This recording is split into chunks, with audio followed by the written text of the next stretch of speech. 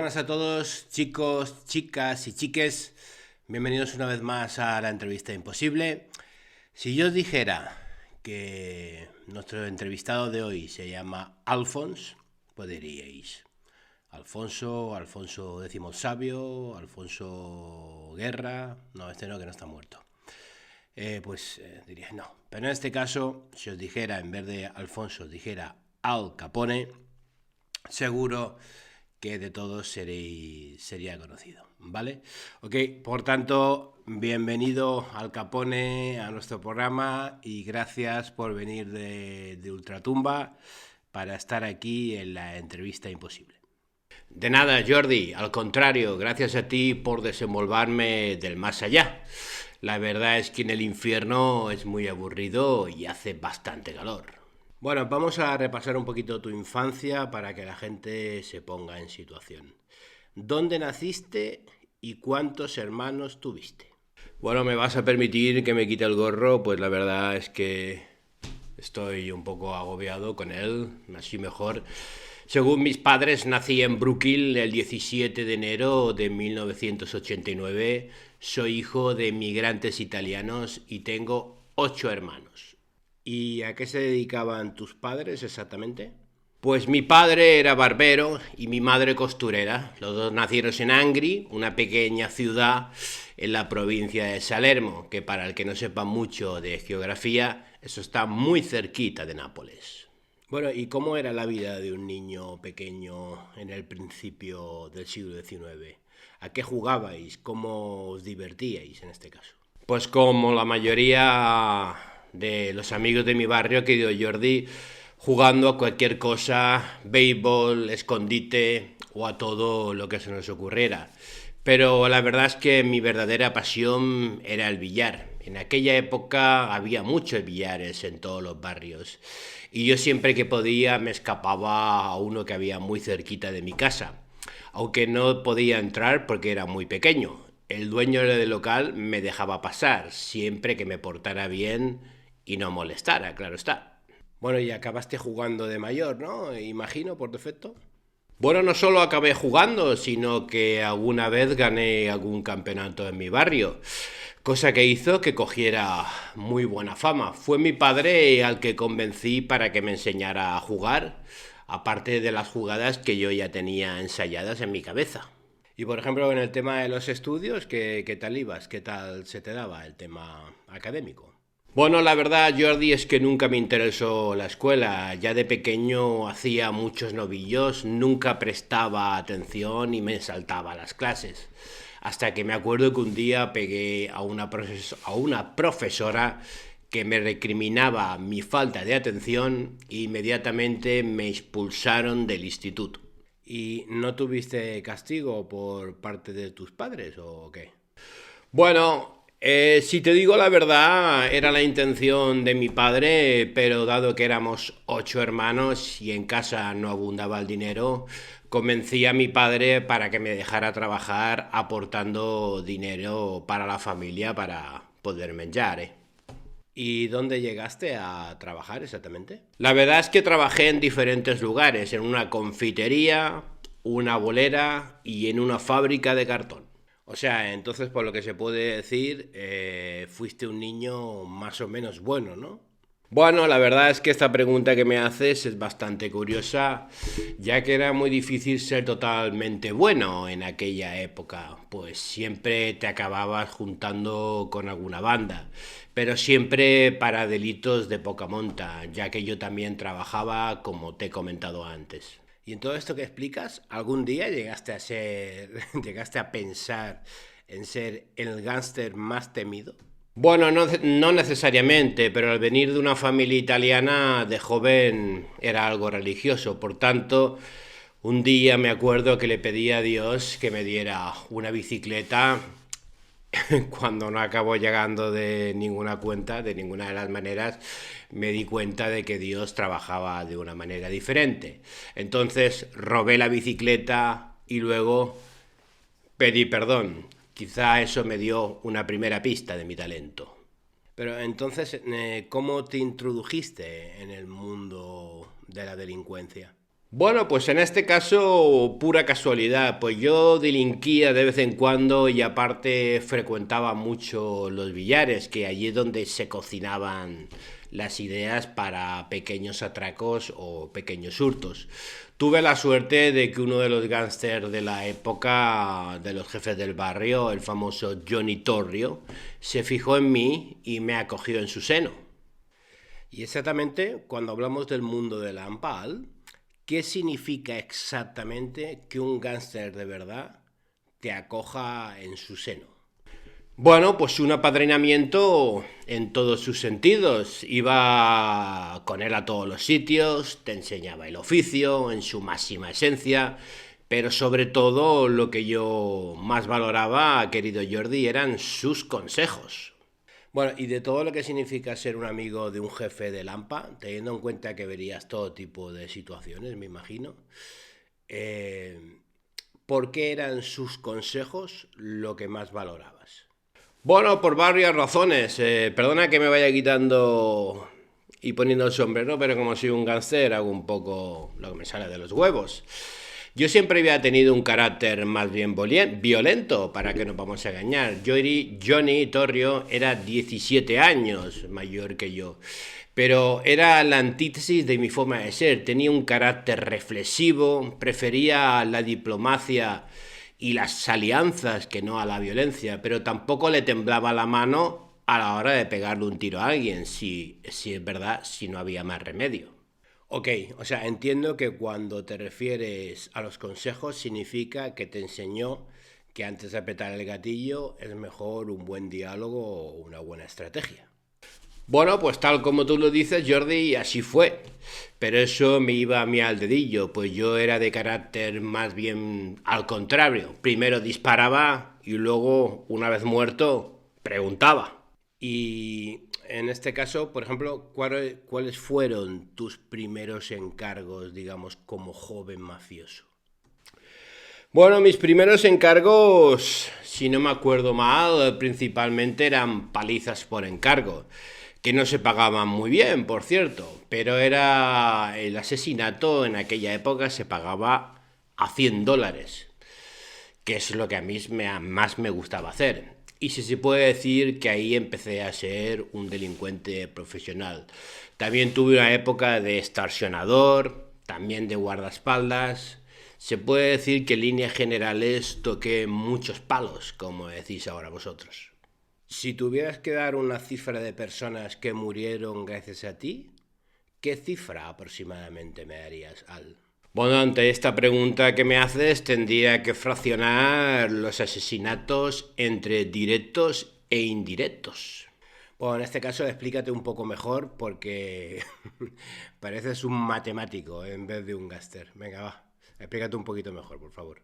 Bueno, pues me refiero a que no es lo mismo a los que yo maté directamente o diera la orden de su ejecución, que podrían ser más o menos en torno a los 300, que a los que se producían por tiroteo de bandas, cuando la época dorada del contrabando de alcohol, que se podrían contar a miles. Ya que comentas el tema de la época dorada de la ley seca, cuéntanos, Al, cómo fue aquella época, cómo la asimilabas y cómo desarrollabais la idea de traficar con alcohol. Bueno, ante esta pregunta que me haces, querido Jordi, yo te podría decir que fue una prohibición divina. Nunca había querido a un luterano tanto como quise aquel día. Si te digo la verdad, no lo pillo lo del luterano. No acabo de pillar el chiste. Explícate un poquito mejor. Bueno, es normal que no entiendas el chiste, ya que no estuviste en la época. Me refiero a que la ley seca se aprobó gracias a su impulsor, el congresista luterano por Minnesota, Andrew J. Bostiat. De ahí lo de luterano. Ah, ahora entiendo por qué no pillaba el chiste. Bueno, explícanos cómo fue ese momento, pues, para un personaje como tú. Bueno, desde el primer momento de su aprobación y con las cláusulas de las destilerías y los bares, con la famosa ley de prohibición en la venta de locales, ya nos dimos cuenta que nuestras vidas iban a cambiar por completo. Aunque hay que recordar también que la prohibición solo trajo muerte y problemas. La verdad es que bajo mi punto de vista resulta curioso aprobar una ley en que una gran parte de la población celebra cualquier festejo con alcohol, desde fiestas hasta funerales. La verdad es que visto desde ahora, desde el 2022, a finales del 22, resulta un poquito surrealista, la verdad. Bueno, es lo que pensamos nosotros. Aparte, has de pensar que para aquellos entonces el licor era más seguro que el agua y más barato que el té. Pero nosotros ya estábamos pensando en el filón económico que nos iba a suponer. Bueno, me imagino que por lo que explicas, digo yo que el único inconveniente, imagino que fue que a mucha gente también se le ocurrió la misma idea, ¿no? Por defecto, imagino. Bueno, pues sí, está claro que sin duda alguna cualquier tonto se montaba una pequeña destilería en su granja o sótano, como habéis podido ver en muchas películas. Piensa que por aquella época, entre 1919 y 1931, los reclusos de las cárceles aumentaron de 4.000 a 27.000 personas. Por supuesto que la delincuencia y los grupos armados aumentaron espectacularmente. La verdad es que 13 años de prohibición imagino que dan para mucho, ¿no? ¿En cuánto podrías calcular las ganancias de aquella época? Bueno, yo puedo calcular que unos 60 millones de dólares al año. Millón arriba, millón abajo. Pero en esa cifra tenemos que incluir también la prostitución y el juego clandestino. Bueno, la verdad es que no está nada mal, ¿eh? No sé lo que podría representar ahora mismo, pero muchísimo dinero seguro. Bueno, yo te lo puedo decir sin problemas, Jordi, ya que tengo una facilidad increíble para este tipo de cálculos. Yo te podría asegurar que aproximadamente esos son unos 843 millones de dólares de los actuales. Millón arriba, millón abajo. No está nada mal, ¿verdad, Jordi? Wow, una auténtica locura, no cabe duda. En este caso también te quería hacer esta pregunta. Digo, ¿cómo te lo montabas para que los camiones viajaran de una ciudad a otra sin que os detuvieran y confiscaran la mercancía? Bueno, lo primero, elegir las destilerías adecuadas. En este caso, para que te hagas una idea, una de mis destilerías preferidas y de mayor producción la encontré en Ciudad Juárez, donde estaba situada la fábrica más grande de todo el país vecino. Aunque no nos olvidemos también de Canadá. Me imagino por lo que cuentas que la Ciudad Juárez de la época debería ser un descontrol total, ¿no? Bueno, tú imagínate de noche, en su día llegaron a calcular que solo en un año entre 1919 y 1920 unas 500.000 personas cruzaron la frontera de entonces solo para irse a jugar de juerga e ingerir alcohol. Una, como se decía en americano, una auténtica locura. Y para ser más exactos, ¿cómo os apañabais para transportar la mercancía? Bueno, pues hasta esa pregunta yo te podría decir que no hay mucha diferencia entre los narcotraficantes de la actualidad. Contratábamos a personas sin recursos para llevar la mercancía a través del río. Imagínate las barcazas de la época llenas de barricas de alcohol. Era una auténtica locura. Y por lo que explicas, ¿no había algún tipo de control policial? Me imagino que sí, ¿no? Sí, claro que había un control policial exhaustivo, pero a los que no teníamos sobornados les dejábamos que dispararan contra los mexicanos de bajo nivel. Llegaron a lidiarse grandes batallas en el río, pero a la policía, la verdad, querido Jordi, es que no daba abasto. Por tanto, también me imagino que mucho mexicano muerto, ¿no? Por defecto, tristemente.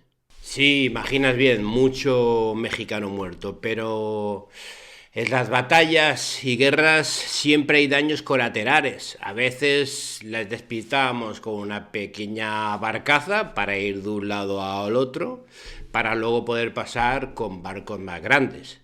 Pero sí que es cierto, como tú comentas, que muchos mexicanos murieron en aquellos ríos fronterizos. Y por supuesto no nos olvidemos que también algún que otro policía.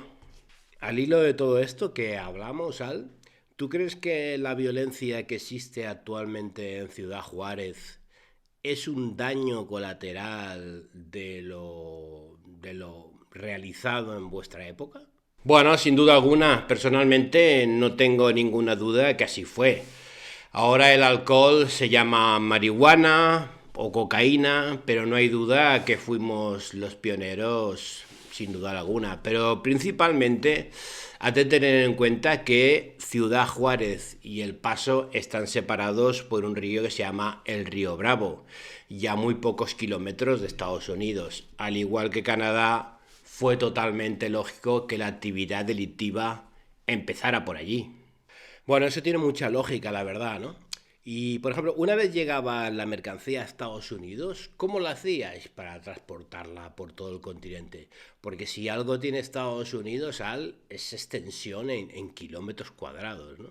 Bueno, la verdad es que teníamos una flota de camiones bastante importante que distribuíamos por todo el país. Pero el verdadero secreto de mi éxito, sin duda alguna, no dudes que fueron los sobornos. Bueno, esto que me explicas ahora me interesa especialmente. Pues la historia dice que tenías comprado hasta el apuntador, ¿no? Como se dice. ¿Cuánto calculas aproximadamente que gastabais en sobornos? Bueno, es una buena pregunta que seguro que le interesará a tus oyentes o videntes. La cantidad prácticamente la tengo clara, pues se dedicaba la mitad de las ganancias en sobornos. Consideré que ser generoso y no avaricioso, mi imperio se mantendría más años en la cima. Recuerda que, como te he comentado antes, la prostitución y el juego también entraban en este pack. Y concretamente, ¿a quién iban dedicados esos sobornos? Bueno, para que te hagas una cuenta, tenía montada la típica, digamos que piramidal del soborno, empezando por policías de barrio, jefes de policía, jueces, abogados, políticos y, como está, también periodistas. Si tienes controlado todos esos poderes fáticos, yo te diría que prácticamente no se te escapa casi nada. Bueno, no cabe duda que sin duda alguna te lo tenías bastante bien montado, ¿vale? Para que no vamos a engañar. Pero la pregunta sería, ¿y el que no se dejaba sobornar, qué le pasaba? Bueno, pues en este caso en concreto, el que no se deje sobornar les temerás, pero se le da pasaporte y punto. A un hombre no sobornable hay que tenerle miedo como a las ratas. Y como tal rata, ha de ser eliminado. Y si no, que se lo digan a mí con el Lyonnés.